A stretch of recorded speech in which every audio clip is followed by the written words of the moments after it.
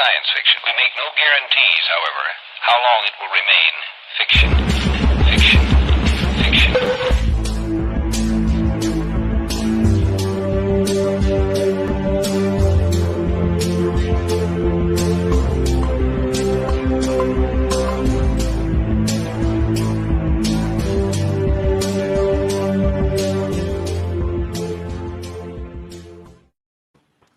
Salutations from the shadows, Cognognox. This is Exofathom, the show where we try to figure out what those creepy shadows in the corners of your room are late at night. Is it your ex? Is it a demon from the fifth dimension? Who knows? I'm Mike. It's Monday, and I'm joined with my two lovely co-hosts, Nick and Ayla. Nick, how you doing? Happy Monday, man. I'm fantastic. How are you? It's Monday, and it is Monday. You're it's right. Monday in the summer during a heat wave. Yeah, it's pretty sticky and miserable. Yeah, there's not a lot of shadows. No. Ayla, how you doing over there? Hi, Mike. It's Monday. Yay! Did we turn Ayla into a bot? I think so. No, I don't know. There was an impulse to rebel against your case of the Mondays, and I had to do it. I just had to go there. But yes, happy Monday. I'm not crazy, and I am moderately. You still might be a robot. I still might be a robot. Yes. Basically, I'm going to try to foil your emotional state for the rest of this episode. Well, that sounds like nothing new has changed then. So today I kind of wanted to talk about, well, not kind of, we are going to talk about shadow people. Yeah, shadow people. Sorry. Get real excited. But not too excited. No, because then you're going to bring them in. It's gonna, That's true. Then I'm just going to log out of the podcast randomly. You'll never hear from me again. Question. Right. Is it like Beetlejuice where you can only say... Yeah, you can't say it more than 3 times. I was going to say, I don't want to waste one. Shadow people. No! So what are your experiences with... Have you ever had any experiences with shadow people? Do you know what I'm talking about? Or do you think it's like that person that follows you on their first day of work when trying to figure out what you do? I like to think of it as my FBI friend from the webcam, just in a cloaking device. And,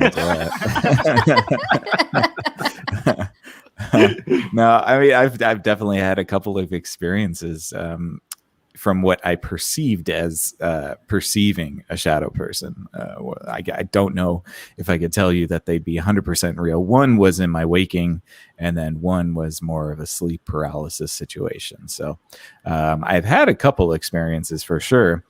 Very unexplainable, except for the sleep paralysis situation, I think but the first one certainly was in the middle of the afternoon, which I thought was odd. Yeah, they end up popping up at random times of the day, which is strange too. How about you, Ayla? Yeah, I don't know. I think that for me, I am a fan of horror films of like all types. So, I'll get into zombies one month, and then I'll get into ghosts one month, and classics the next. And so I think if I do, and I don't do this every month. It's like maybe every 4 months I'll be like, I'm going to watch all of The Conjuring or something like that. So I think that like definitely when I'm cued to see things more, I'll have like not so much sight, but I'll get heebie-jeebies where, like you just kind of feel creeped out by something. And then once I feel creeped out, I might see something, but it's out of the very corner of my eye. Wasn't that a concert venue? Huh? Heebie-jeebies? CBD. CBGB, sorry. What? CBD? Yeah, what's a CBD? Something completely different. Good for inflammation. But no, recently I discovered that I have a fair amount of eye floaters, because I knew I had one, and it's a darker eye floater on my right eye. But I was outside and I was noticing like these translucent lines that were like in the sky, and I'm like, what the freak is this? But they looked like my one eye floater, so I looked it up, and sure enough, that's like exactly what was going on. So Yes, the worms in your eyes. no, They I just went. won't say hi to you. That's all. Just like the FBI agent, which is probably what you see in the corner of your eyes. I just want to say There it hi. is. There it is. Yeah, and eye floaters are not worms. They're just little vessels that died, I think. Whatever So. keeps you, whatever lets you sleep at night, I guess. Yeah, right. Good God. So you have had little experiences with them, but you've explained them away with like rational things. Yes. Yeah. This Well, is yes, not because the place for rationality. okay, let me just say though, okay, this isn't me explaining things away rationally because like I don't know, like some ethos or something like this is just me like I can't accept it not being floaters. Like if this was because I know people say that this happens to them and like I had one experience when I was a kid. I thought I saw a ghost, but it was like shadowy and floaty. So it could have been this. I've never since I had like a medicine, like a Navajo medicine man, like wipe that away. But I couldn't deal if I did actually see that again. I'd be very freaked out. No. Well, I've had too many run-ins with them. I feel like at some points in some points in my life it was nightly. Some points in my night it was lifely. Yeah, they would just either seeing them in like the corners of rooms or like same thing, like seeing it out of the corner of your eyes. But then again, like I have insomnia, and that could be one of the things that brings out this sort of visual hallucination, if you want to rationalize it away in that. I'll take it. We'll get into some of the causes of it, or like this, the accepted causes of it. But first, I just wanted to ask, what is sort of like the strongest story you have dealing with them? Like, Nick, was it that one in the afternoon that popped up?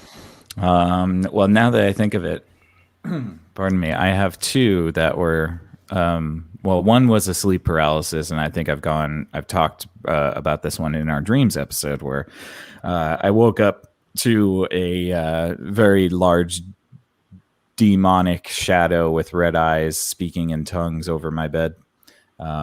That was kind of fun and terrifying. And kind of fun. Yeah. That one was a little bit more like, okay, I understand what sleep paralysis is, so I don't exactly get too spooked by that. But there was one that actually I just learned about, and it wasn't actually me, but my brother told me about this. And something he just decided to tell me casually last time, like a couple times ago when we had a conversation. And I thought, man, you should have told me this when you actually saw it. But apparently when I was living up with them, I spent some time with them for about a year. And I guess I fallen asleep on the couch. And my brother, this is like probably 11 o'clock or midnight. My brother came out of his room to go into the kitchen. He has to pass the living room where the couch is. And he said he saw me standing next to the couch.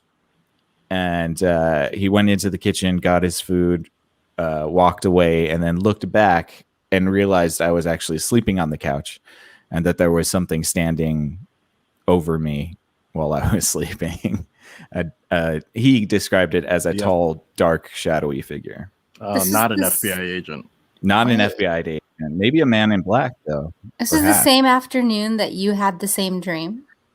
No. This was back when I was up north living with them. It's just some random thing that my brother decided to tell me because we were having a conversation, I think, about shadow people or something. He's like, oh, yeah, I saw one hovering over you once. I was like, why? Why would you not tell me that? Yeah, just keep going to the kitchen, make a quesadilla, and go back in your bed. Like, peace out, you guys. Have fun. You think Ben made him a quesadilla? I mean, maybe he legit thought it was just me standing like over the couch, and I guess he just didn't think about it. But then he looked back and he saw that I was actually sleeping, and then there was something standing there. So Yeah, That's not good. not little cool. terrifying. A little terrifying, but it usually happens when I'm asleep, so I guess I don't mind it that much. Just Well, disappear now when I I wake up. do. God, if I wake up in the middle of the night and you're passed out, I'm like, Just nope, don't wake up correct. in the middle of the night. Yeah, just sleep all the way through. Yeah. Easier said than done. Ayla, do you have any strong stories outside of the? There's the Yeah. icebreaker one, the thing. I know. I think the only one I have is the one when I was a kid, and that one was weird because I had this nightmare, and I think I've talked about this before, probably in the dreams episode. And it was just that for some reason, my parents, we were as a family out shopping for coffins, but for me, and they took me with them. And so there was one that we all agreed on was a good one. And they were like, oh, climb in, see how it feels. And so I climb in. And they're like, we're just going to close the top so you get the full experience.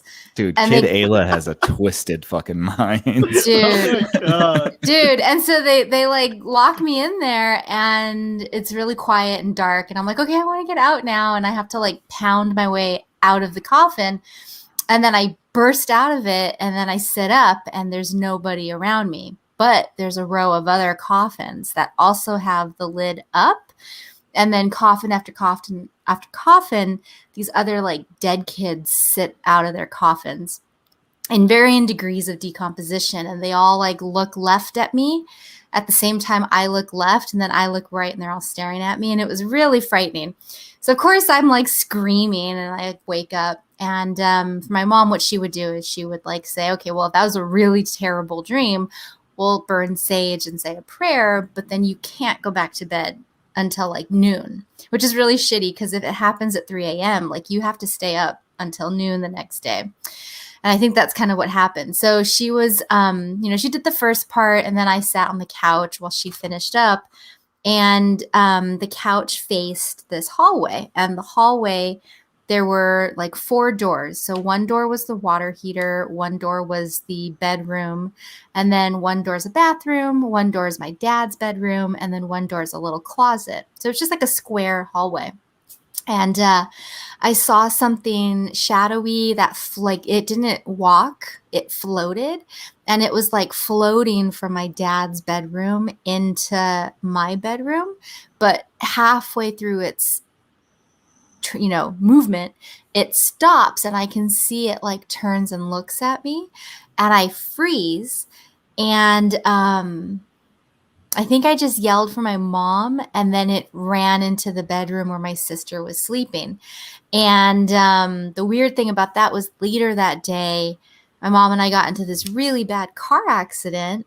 And then like, I think maybe a week later, my sister was having these recurring dreams of like a kid in the house that wanted us to play,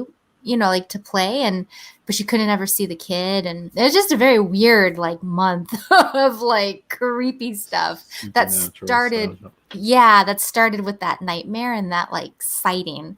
And to this day, I don't know what I saw, but I remember specifically seeing it that one time and then like never again. Wow.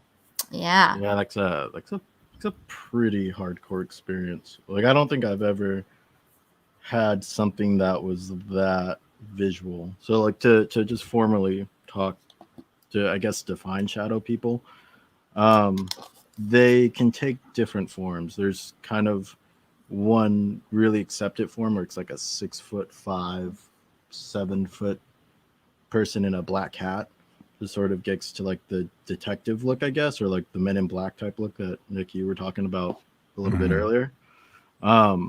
That has been seen thousands of times all over the world, and it usually comes at you in the middle of the night while you're sleeping and feeds off or people believe they feed off of fear. The other type it can be is amorphous, so it doesn't really have a shape. It's just like sort of blacker than black. If you're in a completely pitch black room, it's darker than everything in the room. That's how usually you can spot it. Sometimes with eyes, but usually no eyes. And they either sit in the corners of the room and just kind of watch you. Like all these shadow people tend to love to watch human beings sleep. And it could be that they're just feeding off of theta brainwaves, maybe that's something of their substance. It's not really clear if that's the form they have to take in order to fit within 3 dimensions, or if that's something they choose to take. And then the other generally accepted form are ones that crawl all over the ceilings and the walls. So imagine a shadow in a completely black room, just, it looks like the void is running across the ceiling or running around your walls, but still with the same goal of observing. They don't really interact with people too much from what I've looked up, except for the general idea that they feed off of fear, which gives them kind of this like demonic connotation. Which maybe they're just like sucking all the fear out of you so you could have a good day, like a fearless, courageous day. They could be good. Yeah, well, we got here a comment from, let's see, Chris Boyle says that shit was a demon, and I tend to believe him. Probably right about that. This is where the demon idea gets interesting, right? So you talked about sleep paralysis, and when you have sleep paralysis, you're coming way too fast out of a REM state, right, into like a more of a hypnagogic type state. So if your brain is synced with sort of, heaven and hell, if you want to call it that, or that outer dimensions, these shadow people could be the last few representations of demons that can actually interact with our world. Yeah. I think we talked a little bit about it. I think we said something along the lines of fifth dimensional hitchhiker, somebody that kind of rides you back into the third density as you come back into consciousness. I definitely can see that for sure. Even going back to our CIA declassified stuff, those other entities you might run into. Right. Oh shit, that's why you need the cosmic egg of protection. Yeah, these could be just the lower vibration entities that are out there. Because for me, I've had one extremely tactile experience when I was a kid. So I was sleeping, and then I felt like a brush go. I think I've told this story too in the dreams episode, but a brush kind of go over my face, like her hair. And it was very soft and just kind of flowing over my face. And I wake up, and all I see is just pitch black. And the thing, it just stops moving. The hair stops moving, and then it backs up. And it had like a womanly type shape, a feminine shape. And it just dark behind. So I slept in the living room. And then on the far wall is like the dining area / kitchen. It just flies backwards towards the wall, becomes a shadow on the wall, and then zips down the kitchen, not to be seen that night. Oh no! Then I fall back asleep. Maybe you're just Peter Pan, man. Maybe it was your shadow. Maybe it was your shadow trying to reconnect with you. That'd be nice, but I mean, it's a friendly shadow. I had like my boyish figure. Oh man. But then like later in life, as like my insomnia got worse when I was like 18, 19, I would see this big figure. I'd always equate it with death for some reason, but it was taller than the door frame. And in the middle of the night, it would duck its head in through the door frame and then look at me and see if I was asleep. And every time I was awake, it would just duck its head out and then leave. They seem very concerned. About humans and what they're doing, which is it's especially when they're sleeping. And I think we can jump into that a little bit deeper. But I do want to say that this story, Mike, has reminded me of more. I think I was a haunted kid. I think when I was younger, I honestly do. Either that, or I had such a crazy imagination that somehow I was materializing things that otherwise maybe wouldn't exist. Oh no, don't tell me I'm married to like the Insidious kid, because good God. Yeah, I should just put a little Victorian jumper on and, like stand in a corner with like one of those old timey tricycles. I don't Just do that every day. And like a Yes. corn husk doll. Absolutely. Yeah. But no, it reminded me of another incident. And this is probably, I think I've had the most hauntings between the age of 13 and 16, 17. One of them in particular, because you reminded me, Mike, when you were talking about like the brushing of the hair while you're asleep. And it gives me like the creeps to think about it. I remember because I used to have a really hard time sleeping back when I was that age because my house was haunted and nobody believed me. And I would hear ridiculous stuff all the time.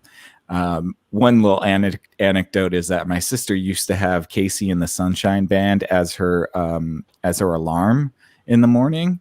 But for some reason, it would go off at midnight, almost like periodically without any sort of explanation. And it would always play the song Boogeyman, the one that said, I'm your boogeyman, do what I can. I'm here to do whatever I can, be it early morning, mid-afternoon, or at midnight. Yeah, like seriously, or at midnight. And I'm like sitting there like, what the fuck? It's midnight right now. And that fucking song is playing.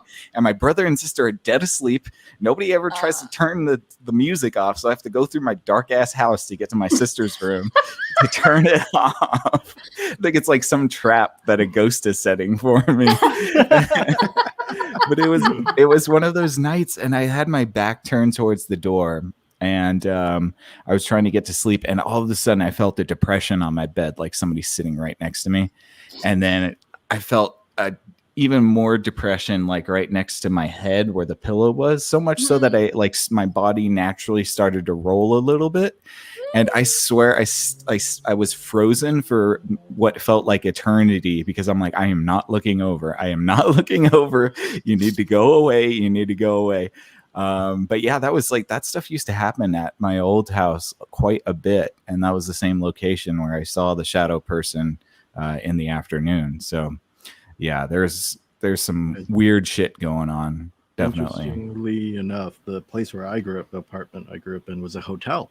Before that, and hotels have this sort of mystique about them, I guess, for being haunted, right? Yeah, having all these, so it could be like leftover energies or something like that. But these shadow people do tend to play on fears, and maybe are more tricksters than demonic if you're lucky. Because I've even going back to something like the Amityville Horror, where the guy wakes up every night at 3:15. There's just this shadow looking type thing in the corner, like still technically a shadow person, For those that don't know the significance of 3 a.m., that is the witching hour due to Christ being put on the cross at 3 p.m. So at 3 a.m., all the demonic figures come out to mock Christ. The inversion. Yes. So that seems to be. Go for it. Does it just last from like 3 to 3:01, and then like once it's 3:01, I think it's like the hour of 3. The whole hour. The whole hour. Yeah. It's the witching hour. No, I'm a staunch atheist. I believe none of it. Where are my eye floaters at? And like the crazy thing too is like when you see them in the day, they tend to be like harbingers of death itself. Like they tend to follow people that are about to die or come close to death. So it's almost like racks. Like racks, you see them at night, and it's fairly common. But if you see them during the daytime, usually it means they're starving. Yeah.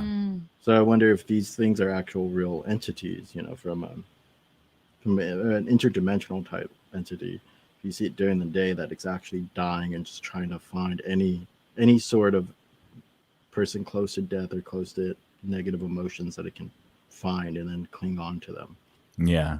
I mean, honestly, I can't say no to that, to be honest, just because I've my own experiences and just the folklore of these types of entities going back for so long. Part of me wonders if they're like an entity that lives in our heads. You know what I mean? Like maybe some of these phenomenon are actual entities, but they reside inside of our minds, not in any sort of physical space, They like project their way out, or is it like psychosomatic in the truth? No, not necessarily psychosomatic, like we're making it all up, but like no, maybe there is like an ability that some sort of entities like this have to actually reside in our minds, and that would at least seem to me, a good explanation for like why there aren't mass sightings of ghosts or shadow people or all that. It always tends to be extremely individualistic, and kind of tailor made for the person. So part of me wonders if, and going back to our talks about how the brain connects to, higher dimensions and lower dimensions, perhaps our minds are the portal for entry for these entities. It's true. If minds have unique signatures in their thoughts, maybe that's what they attach to, and then form whatever it is that they're hooked on. Wavelength that they're hooked on, which gets back to like syncing of the left and right hemisphere, just syncing of brain waves in general, right? Be able to sync with other people, I guess, if I can carry that out even further. But no, I mean, I can see that. I mean, like just from the long, like, because part of me wonders so there's another group of people that tend to see this a lot, and it's meth addicts, because they're up all the time. They're up for days on end. So part of it, like that, I wonder if that sleep deprivation allows for a bit more of raw input. And then all of a sudden these figures start to actually take shape. And they usually do just sit in the corner of your eyes, in the corner of the room. Yeah, usually in the periphery. Yeah. And if you notice them, they do have a tendency to run away. Yeah, no, I definitely think that's an interesting. I was reading up on it just a little bit too. I think that's an interesting angle, and I wonder if it's I think maybe just the use of meth usually leads to lack of sleep, but I'm wondering if it's more closely correlated to just the idea of sleep deprivation in general, and perhaps we're doing something, and perhaps that's why they're so interested in our sleep as well. Maybe they're guardians of humanity, and they're like making sure we get our rest. And they're like, the longer you stay awake, the more that they become present, and then they like go to sleep. Well, I mean, maybe, right? Because what's the impulse is to like shut your eyes really tight and hide under the covers and then fall asleep. So maybe they're just like scaring you back to bed. But it sounds like one of those grim fairy tales for sure. Then why do they watch us while we sleep? Are these Santa Claus? To make sure we don't wake up. Maybe they're Santa Claus agents. Maybe it's like Santa Claus's drones that go watch you. They see you when you're sleeping. They know when you're awake. Wow, we've been all scared, and they're just trying to figure out what gift we're supposed to get. They're just taking notes. Okay, everybody says what they want when they're sleeping at some point during the entire year. I'm just going to wait here until you speak the thing that you want. And then it's just, I don't know that, like, I do tend to think of them as a bit more demonic, though, because there does tend to be a correlation between these things and having nightmares or waking up with feelings of dread and fear and then noticing it in the room until you get used to their presence. Yeah, I mean, I think the first time I saw a shadow person, I was incredibly afraid. That definitely was part of it, but over time, I kind of just got over it. Like even the night terror stuff that I have sometimes, like it's not exactly as scary as it used to be anymore. I'm kind of like, I've seen you before. Just let me go back to sleep. You obviously aren't harming me, at least that I know of. And, if you want to be a weirdo creeper voyeur, then go right ahead. Like, as long as you let me sleep. But I do like this concept of like, maybe they're siphons for theta waves. Because that would be kind of an interesting concept. Perhaps that's their food, and they are some sort of entity that feeds off of sleep waves. I kind of like that. I mean, like that. It would explain why they're giving poor Ayla nightmares. Try to crank all that stuff out. Just definitely feed on it. Yeah, and it would also make sense as to why they show up more when you're not sleeping, because they're hungry. Yeah. They're just waiting for you. They're just waiting for you to go to bed so they can feed off of your theta waves. This is a great movie. No, it is. Then at least would some they... sort of great creature. Yeah. Right. But then does that mean that one day when they catch on to like float tanks, where everybody's just theta waving it up, that like they'll start like trolling. No, you don't have sustained theta waves for any amount of time other than sleep, I think, though. I mean, like you'll get you'll get little bits of it through meditation, but usually that's not a long sustained sort of thing. It would be interesting to see if like somebody who's very adept at meditation could summon sort of entities like this, because then perhaps you can, I mean, play between both of these worlds in the way that it seems like when we sleep, we are playing between the physical and the sort of ethereal world. It would be cool to try to contain them if they could be bound to any sort of like physical location, right?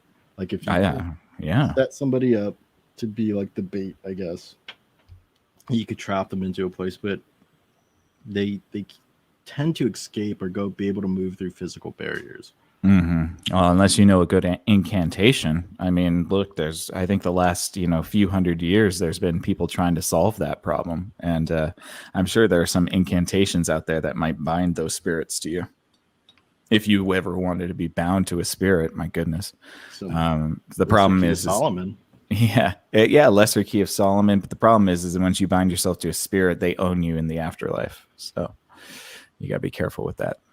It's annoying. What happens if you get owned by too many spirits? Can I you just get ripped apart for eternity. Yeah. But that's why a lot of black magic practitioners were obsessed with living forever, because they were afraid of the agreements they made with those demons. Oh God. Yeah. True talk. Yeah, you can't cheat those entities. I was gonna say though, Ayla, what if they're already in the float tanks? Oh. Man, so yeah, I'm a fan of float tanks because, they felt safe in the sense that like, nobody can text you, call you, message you, bug you. Like you are checked out and you can just meditate undisturbed. And it's amazing. And I think I had like a membership at one point, so I would go pretty frequently, and it was so helpful until one day my stupid brain was like, what if like something just spoke to you out of the shadows, And like I nothing did, but just the recognition that something could, it freaked me out, and I canceled my membership. I was like, I can't relax anymore. Maybe that thought was it trying to come out into the third density. Maybe if you had indulged that thought long enough, it would have manifested itself. I don't know. I mean, like, even now, I'm only halfway engaging in this conversation because, like I said, I could not deal if this happened to me. So I'm like half shopping, half talking because I need to be like 1 foot in safe zone. Meanwhile, I'm sitting in here in a dark room and I'm like, yeah, same here. I'm trying to get into communication with them to try to use me as their channel that energy and explain all of this. Well, don't channel it over here, man. Oh my gosh. Well, that's how 11 summoned the Demogorgon, right? Which is a similar sort of thing too, where it's like you get into these alternative states of consciousness and frequency, and perhaps you're inviting things that you do not understand, which is one of the reasons I kind of shy away from too deep of meditation or those binaural beats nowadays, because I'm like, holy crap, like I don't have any way of protecting myself on the astral plane. I don't know how to do that yet. I need to take some astral plane self-defense classes. I don't know. If they have fifth dimensional Krav Maga, then I need to go find it. You just got to go fast, but you're walking the void. Sometimes you just got to sprint. You go as fast as you can. Yeah. And too, like, what if you find out that like float tanks? So the manifestation of the whole idea of float tanks comes from these entities trying to find ways to harvest people's theta waves, or at least some sort of brain wave that they feed off of while in the sleep or while in that tank. So they try to implant these ideas. If we're just receivers of ideas, right? And these entities can feed people ideas just like any other entity can. This goes back to Hermes. The messenger. The messenger got any sort of angels being prophets. The devil talked to me and made me do all this crazy stuff. What if it's just a way to create a container for people to reach that sort of meditative state that normally wouldn't, so they have a fresh food source? Yeah, I believe it. It's the theta wave industrial complex, man. It's big theta wave. Oh God. Coming up.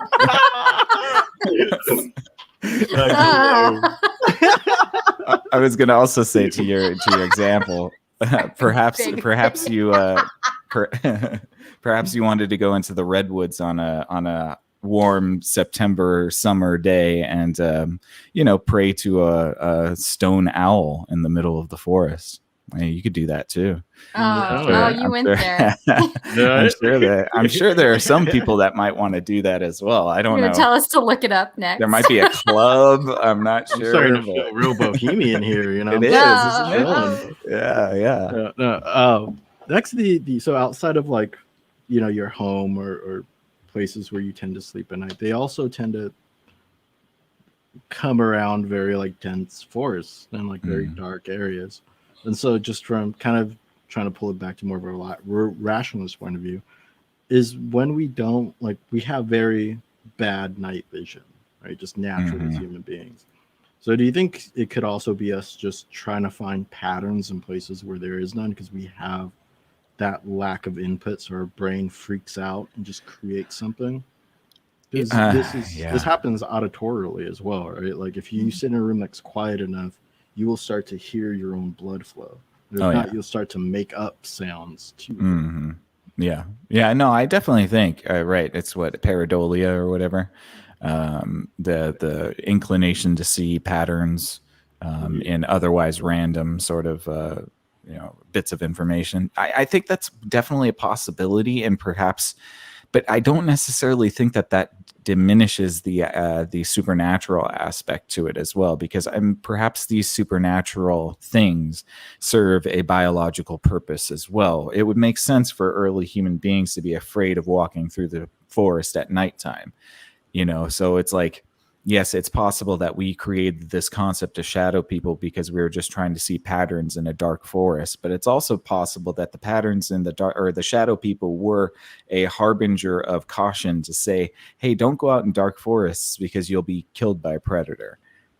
So I don't know. I mean, which comes first, the chicken or the egg? Like, did we notice patterns, or and then we created the lore, or did these things actually manifest themselves and then the lore is created? You know what I mean? Like, so. Yeah. I don't know, I guess too, like I think we've talked about it a little while ago, but like wisps, like like light spirits that travel through dark forests as well, like that sort of stuff. I would like to think that it was, I guess, in like the localized term, like the event happened, so you saw the pattern or you saw the light. Maybe it was, if you want to think really boringly, like reductionist, the gas, some decomposing gas that ends up making a light type energy thing, and the pattern that you see when you have no input, and then the lore kind of gets attached to it, and then you take that as an omen because, say, your buddy next to you didn't see the shadow person, didn't see the wisp, so they just kept going, and then a snake ate them or something, and so you start to build lores around this, like, this shadow person I saw. If it wasn't for that shadow person, I would not have. I would have kept going, and I would have died. That would have been me. Yeah, it's definitely easy for humans to sort of retroactively build a narrative. I mean, if we want to look at it through a rational lens, it would be a simple explanation is the most likely. And most likely people were just seeing things and then they created the lore. But I don't know. I mean, like, I'm not really exactly 100% convinced that that's so cut and dry, because I think there's something metaphorical and a little bit metaphysical here we're, obviously talking about. But I think that we really have the ability to create stuff. And so, I mean, perhaps the first few encounters with the shadow person were something we made up, but I don't know, like, if we psychically put our minds to believing in such a thing, if that thing doesn't manifest itself somehow. And who's to say that that's any less of a bona fide article than the thing before the manifestation? I don't know. No, because it's true. Like these hologram realities we create, we do it every day, right? So what you believe is real is real. Right? So once you start putting that sort of psychic energy out and if you stress yourself out so much about shadow people, you could give yourself a heart attack. Right? Yeah, absolutely. And then that shadow person got you. So maybe, at least as close to real as real can be without being real. Mm-hmm. Yeah. Which is weird to think about. Yeah, maybe like a metaphysically real instead of a literal real. Yeah. I do like to think they're literally real, though, because then it would explain, like, the ages between 19 and 21, and then, like, every other night now. I mean, I don't necessarily think they're not literally real. That's the thing is like, but I think it's also like, it could have been one of those things, like we said, you said with the holographic projection of our minds. If we're thinking of a thing, we're visualizing the thing, we start to refine our visualization, then we suddenly realize the thing is right in front of us. Eventually, I mean, that's what we call setting goals, right? So, if we have that mechanism in our consciousness, then it doesn't seem like we can't do that with basically anything. And again, who's to say it's any less real? It just because it was projected from our little holograms instead of the universal hologram. True. It would be a pretty cool camouflage, though, if you could make it. Like if we manifested this into a real reality. Like you're laying there, like you're some high-powered person. You just see these shadows moving along close to the walls. They're actually just like modern-day ninja, pretty much. Yeah, that'd be pretty sweet. Or people, I definitely read there was explanations, because there's not a whole lot of official literature about this, but some of the explanations and rumors are that perhaps they're the shells of an astral projector that is in your immediate space, which I kind of like is kind of a fun concept. But then again, like, who the hell is astral projecting? Is it the FBI? Look, do you really want to see me do what I'm about to do in my bedroom alone? Come on, could you give me some privacy a little bit, just like 5 minutes? It's what the government's been spending trillions of dollars on, creating a program where they could just have FBI agents astral project into your bedroom instead of they're like, you guys put stickers over the webcams now, so we gotta astral project into your bedroom. Did you hear about the NSA? They're gonna release a bunch of documents about how the FBI has been illegally spying on people. Oh, maybe this is it. The pot said to the kettle. Yeah, right? Look, this is our space, all right? You don't get to do that stuff. This is our project. Yeah. Leave the astral realm to us. Yeah. It's the national security astral realm. Hello, come on. That would be so great. You read the paper and it's like the declassifying, like, they were astral projecting into what? Yeah. Into Equinox locker rooms. Oh God. Yeah, ethics went right out the window. Oh, of course. Yeah. But no, I kind of like that idea that it's like the shell of astral projections, but I'd imagine it takes a lot of energy, because you talked about the hitchhiker thing earlier, right? So if it would make sense why they're so curious about us sleeping, if they want to patch into our dreams, whether it be to interact with us. Because if I'm not mistaken, scientists have all kind of already found a way to hack into dreams and communicate with people while they're dreaming and get responses out of them. Well, I can see where like they would want to at least hitchhike in on your current dream and influence a dream, but why? Is it just for the sake of influencing that, adjusting that person's next day, I guess, or influencing them to maybe do something later in life or something?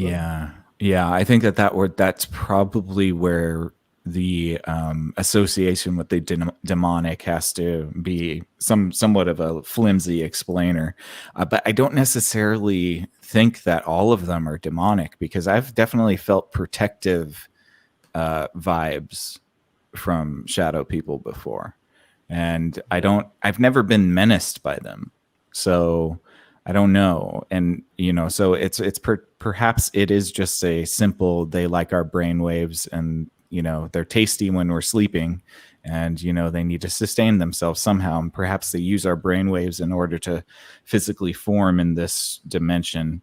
And perhaps that's all they want. I mean, I don't know if I've ever had a dream sort of implanted by one of these, but it's quite possible. I mean, Do you think you'd be able to discern the difference? Like, have you ever tried to find a mirror in your dream to see if it was you that was the dream entity and not like somebody else? No, I don't think so. I don't think one has ever presented itself. Especially with my dreams, it's like they're really usually very confusatory, and I get frustrated, and then I just give up because I'm like, this has got to be a dream. Like, I can't. And then I usually wake up. But yeah, I mean, I don't know. It's definitely possible that they're influencing our dream worlds for sure. I just don't know to what end personally. Yeah, like maybe that's the whole, getting back to like premonitions or precognitions. Maybe they help with that. Maybe they're the ones pushing that message of, whatever future may or possibly could come. But I have felt protective spirit. So like I haven't seen that feminine shadow person since that one experience, which tells me if she is an FBI agent, she messed up. She got fired. Yeah, but the big guy, the one in the shroud that I kind of called Death, that one has been around a lot, and that one is the protector one that I find interesting.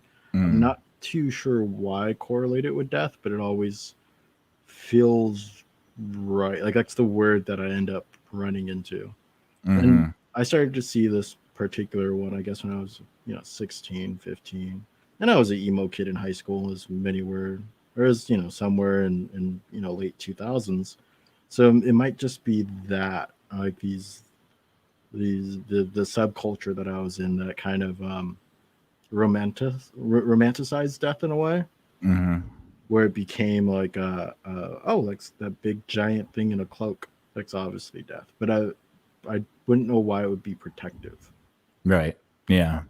I don't necessarily know. I think that there's a lot. I mean, if scientists weren't so rigid, and I secretly believe that there are scientists working these things out, or at least trying to figure them out in some respect, if they haven't dismissed them already. But I'm not really sure why they do give off that certain vibe, because I've definitely had that sort of like watchful, like like an interest, not a maliciousness, an interest. And like, who's to say that perhaps just because they're cloaked in shadow, they are they're lower vibrational entities. Maybe the only way interdimensional entity can sort of manifest itself is through shadow or through light. And I mean, I think that we have a certain like human binary about the concepts of shadow and light, but I don't know if you can just say that all light beings are good and all shadow beings are bad. That's true. There's there's a internet series that I'm just going to keep like doing callbacks that we talked about called SCP series, right? And so their foundation, real quick, kind of finds anomalous objects or people or entities, tries to contain them and protect them, secure, contain, protect. But in one, I'm not sure if it's the main timeline or in one of the timelines, one of the universes that they exist in this whole, collective fiction work, the multiverse exists, or the foundation exists in multiple universes. And in one of them, or maybe it's maybe one of them, their motto is "We die in the shadow, so you can live in the light." So there might be some purpose that these shadow people do for us in order to help us live our daily lives. Like you were saying, maybe we would experience far more night terrors if these shadow people weren't, drinking our brain waves like they were Slurpees or something. Yeah. Yeah, I mean, it's definitely possible. It's kind of a fascinating concept. I wish that there was more rigorous study into this type of thing without so much, poo-pooing. But It would seem that this is something that's spanned eons and many cultures, and we've all kind of experienced it before. It would seem to me that there's definitely going to be malevolent and benevolent beings out there, if there is any beings at all. And so, yeah, maybe they are just like the maintenance crew for your brain, while it's sleeping. And sometimes you need a tune up, and, like they just show up and they have to, pop open the hood and, tighten up a couple bolts, and then they're on their way. They're the pit crew. They're the pit crew. Yeah. The pit crew for your dream. That'd be pretty cool. Well, to work, have you heard about like the new, like the little bit of information has been coming out about some declassified stuff for UFOs? Honestly, I don't know if I've heard anything except for the media saying, "Oh, it's probably not going to be anything." So there is a rumor that a former colonel, some high-ranking officer, has stated that they believe that they're either extraterrestrial or extra-dimensional or both. Yeah. So if it comes out that there's both extraterrestrials and extra-dimensional, or there's only just the extra-dimensional, this solidifies more, at least the hope that science would want to explore this notion of shadow people more. I mean, it becomes rude because it's so subjective. It becomes very hard to observe, right? Yeah. That's why it's easy. Well, it's why it's so easy for it to sound crazy, which gives justification to be dismissed by any sort of reductionist-based thinking. Yeah, absolutely. Well, and like if they come out and say that extra dimensional beings exist, that blows the doors open for everything.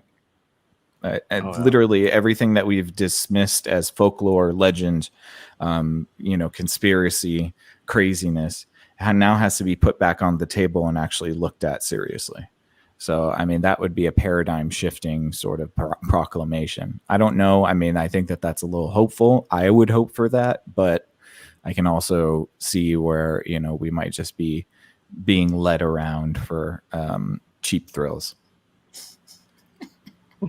Could you imagine, though, being the researcher that's like, okay, I'm going to interview 1,000 people on shadow people. And, a lot of times when you're doing so like I did research when I was in undergrad, and it was under the psychology department. And I'm trying to be careful not to like name names, but you have human subjects, but it's nothing bad. It's just like you're getting like surveys, or you're doing canvassing and just studying, or you're just lightly electrocuting people. No, none of that. No, it was all fun. Power, No, it was very ethical. But what I mean to say is that, like, in my limited experience, well, my job, I didn't like interface with anybody. I did the coding. So in this particular research study, there emerged trends in responses. And so once you start to see trends, you like create a new code, and you just start coding everybody's responses. And so that way you can look at the data and see, like, at a glance, the majority of experiences or where things trend this way. And then, like, if you change it a little bit, how it changes and ripples out that way. So that all being said, of course, you're going to have your outliers. And so something like this, if somebody was going to be like, okay, I'm going to definitively do the research on shadow people, I mean, like, my God, like, you would have to filter through a lot of stuff and a lot of different scenarios and a lot of different histories. And like, it just would be such a nightmare to code that, is what I'm thinking. It's just, I don't know where I'm going with that. One would have to come up with a new research method, right? Because at least for any sort of paranormal thing, your outliers may actually be the majority of your trials, right? I would imagine. Oh, you could have like a million research methods. You could body scan all of them for like leftover magnetic data, and then suddenly find out that like 20% of the people reporting these shadow people have like weird, magneticity going on with them. And then you're like, oh, I don't know. I mean, like you could literally do any variable. And then it becomes a question of like, well, how much does this deviate from the general population? And then it just spins out from We know there. how And science works, Ayla. Yeah. no, I'm just thinking about it specific to shadow people, like how, anyway. Some research psychology there. Yeah. Well, I mean that if we are to find out that extra dimensional beings exist, that would open the door for research like that, I as think tedious as it may be. Yeah, I think that's what makes it difficult. Though I think that's what Ayla may be alluding to, is that you would have to maybe come up with brand new ways to research Yes. stuff without having to parse through all that data and find out what was actually erroneous and which was not, right? Mhm. Like if there was a way, I mean, shadow people have popped up on cameras before, but if there's a way to record what you actually saw and what you actually perceived, like like combine Neuralink with some sort of object recognition that your brain recognizes something as a shadow person, so it draws a little green square around it, right? And you do this through Neuralink or Google Glass, or I don't know, something that interacts that can interact with your brain, I guess. Even I don't think Google Glass can, but you set up a metric where your eye focuses on it for X amount of time, tries to define that object or find the pattern that you're looking at. You would need something like that to even begin to extrapolate sort of these subjective experiences, right? Especially when it comes down to the amorphous type, where it's just a shadow blob hanging out in the corner of your room that just doesn't move, or maybe it just moves around the ceiling and goes back to the corner. Well, and who's to say, I mean, really, that any of these entities can't evade synthetic perceptions? You know what I mean? So, because it reminds me of, like, anytime you see a UFO and somebody tries to take a picture, no matter what type of camera they have, it always looks like a potato. And so perhaps these entities have some sort of built-in ability to sort of jam up synthetic perceptions, and therefore can only be really perceived biologically or through biological entities. Perhaps they can sort of confound technological perception. That would hold true. You want to get real weird. So, like, we have technological magic, quote unquote, and then you have energetic magic.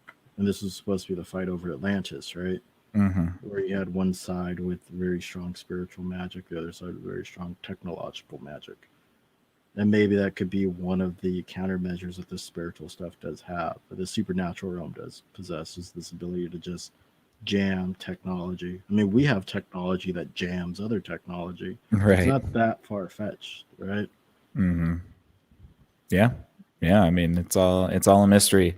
That's why I'm kind of apprehensive about the whole transhumanism thing and that merging with the machine, because I wonder if there's certain elements of the metaphysical that we rob ourselves from after merging with technology, and perhaps that's the point.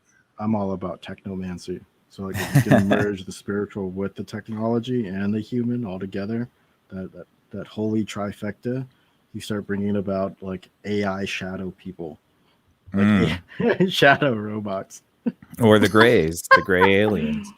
Yeah, gray aliens are basically biological AI.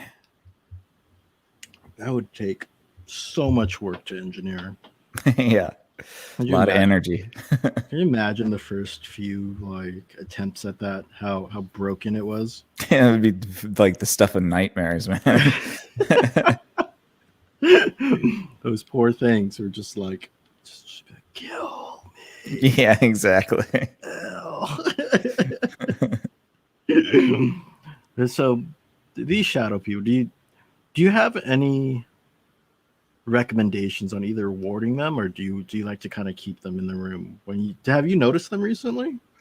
Not recently, not in a couple years. I have the odd vision in the corner of my eye, but most of the time it's a fleeting sort of thing. I get a little bit of periphery apparitions sometimes, but nothing that I can't just kind of dismiss as a a blip or a fly or something like that. But I know that there's a religious aspect to sort of like casting away shadow people. But I don't know. I mean, like, as I said, I don't think I've ever felt menaced by them. So Yeah, you wouldn't start to, cleanse your house with sage or something. yeah, well, my wife is very good at that. So I think that's probably why we don't see very many around. Would you cleanse the house with sage if you saw a shadow person? She might burn the house down, actually. Yeah. No, well, so like I have a lot of white sage. I also have a lot of cedar. And so yeah, I mean I think that like rooms get stale really quickly. So sometimes I'll burn sage just if it feels like the air is really stuffy. But I do burn sage if I'm feeling like I just need to clear things. And so one of the things that I've recently begun doing was making sure my windows are open when I do it. That more so than just keeping all the smoke in the house, it like lets it breathe. But also I read something and it was like, if you burn sage with the windows closed, you're really just chasing the ghosts around your house. Yeah, they have no way of getting out. Right, exactly. And so yeah, but I like to do that. I also like to burn Nag Champa, which is I guess it's also like a temple incense, like the recipe of it, that particular one. And so I think that's why it's really common, or it's really inexpensive too. And it just has like a really nice, just relaxing kind of scent to it. Nice. So Although I feel like a total hippie saying that. the answer is yes. Yeah. Do you pick your sage or do you buy it? I did when I was a kid. Like my mom, me, and then like my mom's cousin who used to live out here, and her daughter and son. We used to all go on like hikes, and we would pick sage, and then like we would use a window screen to, wash it and lay it out and let it dry, and then bundle it. But I don't have time for that right now, so I've not been picking my own sage. No, but my cedar, my cousin mailed to me, so that was nice because they do pick it out there. I do. That's pretty cool. I do want to get back to picking sage, or at least for candle making, and then just like it's a practice of talking like shamanic classes. It's a practice of the Druids in the island of Britain, the UK island. So they would go out late at night, actually, and they would go out alone, wander around and pick these mystical plants that they needed for whatever. So arguably a West Coast version of that would be to pick, sage in the middle of the day when you're out on a hike, or if you want to go, full stop, you go out at night and do it. But there might be, just like in other cultures, there might be something about picking the sage versus buying it that makes it maybe a little bit better. Well, yeah, I've heard that you should never buy sage. That like for some reason you should pick it or be gifted it. But something, I mean, and you should also just like never sell sage. Who gives you the sage? Somebody who It's buys a shadow it? person. No, like Yeah, like right. no. That can be dangerous. No, like your friend would get it, like your friend would have to pick it and give it to you, or if you are a shop owner, you would sell other things and then include a sage bundle like with like free kind of. But I mean, I mean I've bought sage before and used it, and like nothing bad happened. But I think that if you are trying to get to like a more in tuned kind of vibe, then yeah, you're way better off just picking it than buying it. Did you notice an uptick in shadow people when you use the store-bought sage? I could neither confirm nor deny. No, That was the GMO sage. the GMO Yeah. Big sage. Yeah, Yeah. big sage. big sage energy. Monsanto.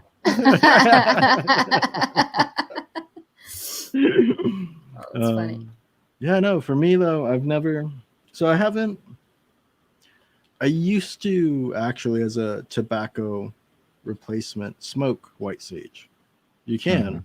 It's much harsher than tobacco, but it's kind of pleasant. But I never was the type to walk around and burn sage to make the house clean of energies. I maybe to smell different, but I also like a lot of incense, like you were talking about. But that's about it. And now, kind of dealing with shadow people as it's come up recently, because my insomnia has been kicking back in for maybe around the last year or so. They've never seemed to be too, like, I've never gotten a weird demonic vibe from them. And if I did get a little bit of fear from it, it was always like, I could like it's kind of psyching yourself back into the situation of like, I could, one, stop messing around, or two, this is just how anybody would feel. Like I just must have had a nightmare or something like that. Just ground yourself back a bit. All right, Damon, you had your fun. Now fuck off. Yeah. Don't make me start opening Bibles in this house. So everything just sort of, realigns, and you recalibrate, you readjust, and you're sort of you're back to okay, but it's not something I would ward off ever, But I haven't seen that big one, that big protective one in a while. The one that I see more recently now is sort of this amorphous one that just hangs out in the corner near my bed. But when I look up, it's just there. And I'm just like, oh, what's up? I guess it's going to be one of those. And that's it. Yeah. I don't think it's something necessarily you could go, all out and try to find incantations to ward off, or even to contain. It's sort of like the zoo idea, I guess. Like, I don't like zoos because they trap animals, so why would you want to trap an entity, I guess? Just leave it be, sort of. Usually acknowledgement works.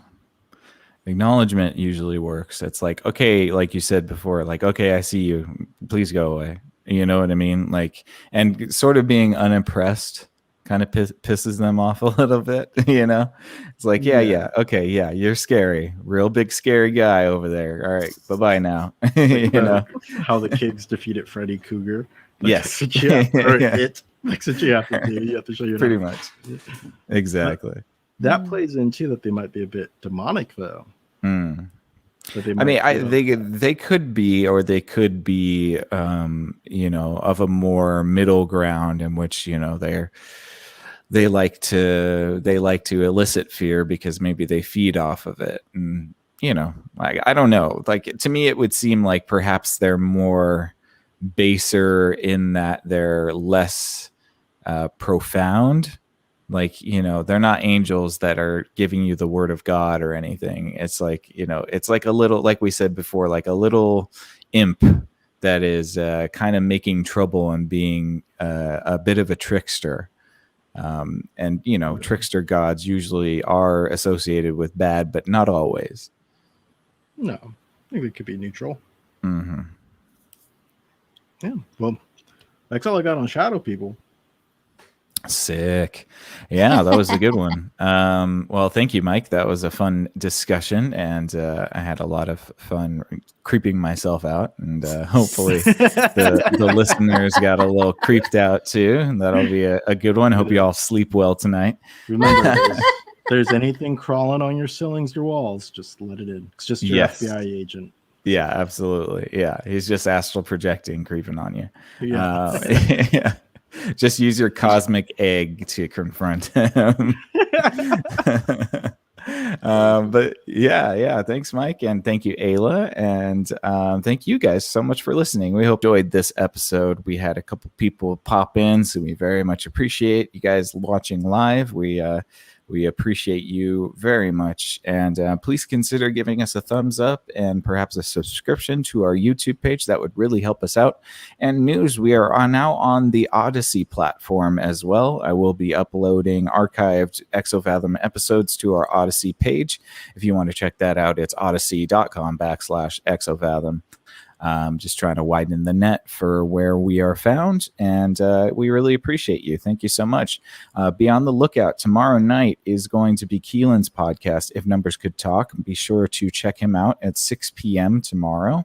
And then tomorrow night as well, Dejan is going to be doing his first live stream. I believe he's going to be playing the Conkers game, but his new stream will be called Strawberries and Coffee. So please go check him out. I believe he has a Twitch channel right now, and we'll be posting the links to his stream as soon as we have that as well on the Thinkering Talks channel. But yeah, thank you guys so much. We'll be back on Friday. Not sure what the episode will be yet, but it'll be a great one. And thank you so much for taking this time to listen. And until next time, Cognonauts, stay out there, and we'll see you on the next ExoFathom. Good night. Peace. Later.